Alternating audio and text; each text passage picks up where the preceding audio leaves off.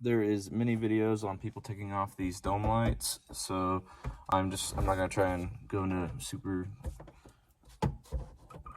a large amount of detail on it. I just got a pry bar, and you pry on the back of this. There's 4 clips holding it in, so you just kind of pry on it enough to get your fingers in there.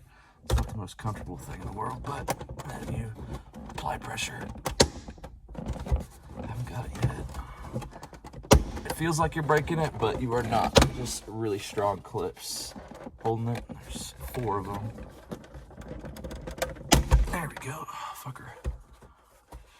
And then there is a little quick disconnect wiring harness, and you just pull on that, and there you go. Now it is off. That is what the wiring harness looks like. Just a little, the lighting is shitty, I'm sorry, but there's a little button right here. You just press on it, and you pull that sucker out, and then once you have it out, these are your lights. They're super easy to pull out. You just twist it, pull it, and I already have the little LED that goes inside of it. Only tricky part is you have to pull this bulb out. The best way to do that is probably with a pair of needle noses. So I ended up using a pair of channel locks, and I just duct taped the ends of it to keep the bulb intact, and just pulled that little dude right out. We'll insert the new bulb. I'm not sure if there's a positive and negative side. Not sure in the slightest, but it fits in there. It's a little long, but it does fit. So we'll just twist, and there we go. I haven't changed out this one yet. Just go ahead and take it out.